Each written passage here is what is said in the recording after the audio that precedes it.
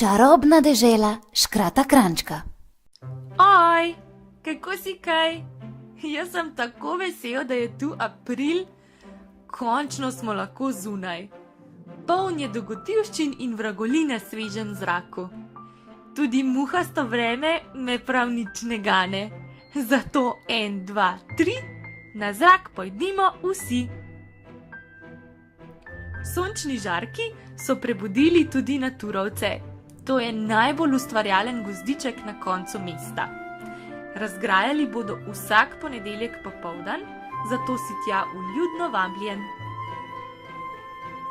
Nikar pa ne pozabi na torke.